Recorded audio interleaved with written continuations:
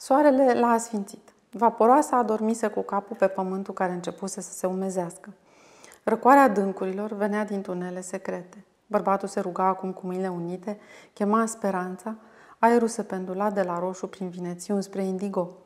Nici o promisiune nu-i venea în minte, doar rugăminți fierbinți spre cer sau spre adâncul pământului. Poate că oamenii s-au rugat greșit uitându-se doar în sus, se gândea el. O convenție ca toate convențiile. Să simți, să nu știi, să stai, să nu ceri nimic. Vaporoasa gâlgâia în somnul profund ca un izvor proaspăt.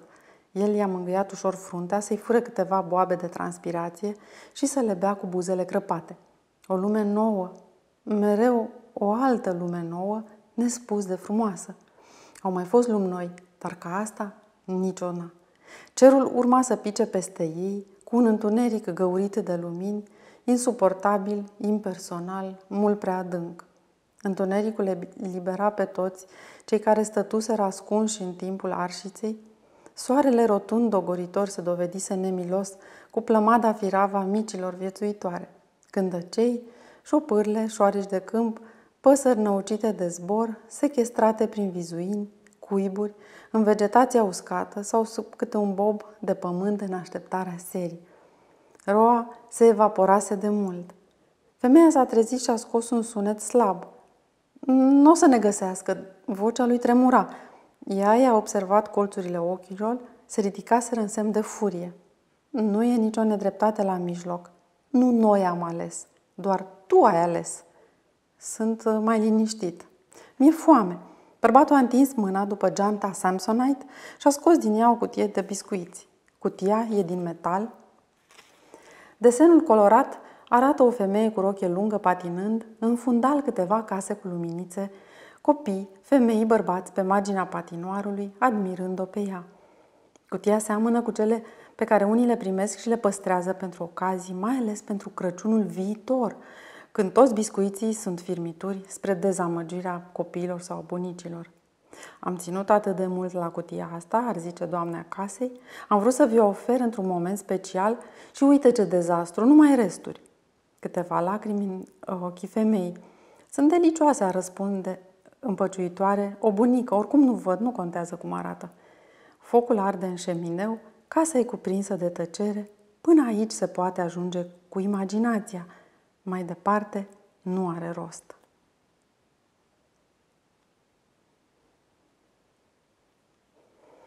Vaporoasa a început să mestece un biscuit cu atenție să nu scoată prea mult zgomot. Orice i-ar fi putut da de gol. Atentatorii cunosc sunetele naturii și pe cele ale oamenilor. Au fost crescuți în păduri, lângă ape, aproape de deșerturi nemiloase sau pe vârfuri de munte. Deosebesc imediat foșnetul aripilor de cel al pungilor. Civilizația împinsă la extrem duce la dezastru. Aproape orice, în scurta istorie a omului, a dus la dezastru. Se pare că e ceva în ființa umană, într-un cod genetic ascuns. Bărbatul i-a luat câteva firmituri rămase pe bărbie și a mângâiat-o ușor. Femeia și-a văzut mai departe de ronțăitul ei. Diana, mai am și ciocolată. Parcă renunțasem la numele noastre. Ar fi mai sigur să ne spunem, să ne ținem de promisiune. E ultima oară când îți zic pe nume, Alexandru. Prostii! Ce ciocolată? Neagră. Aș fi preferat cu lapte. Mai bine citește. Vaporoasa și-a aranjat rochia și a pus cartea despre vrăjitoarele din Salem pe genunchi. A aprins lanterna telefonului. Urma o pagină a cărții cu o gravură reprezentând o sală de judecată. O femeie în fața judecătorului ridică mâna și arată spre cer. O alta e trântită la podea. Erau supuse unor teste, vrăjitoria trebuia demonstrată. Testul rugăciunii, al atingerii, al prăjiturelelor, al înotului, al cicatricilor, al incantațiilor. Și cele care erau măritate a doua oară erau suspectate de vrăjitorie, a pufnit în râs Vaporoasa.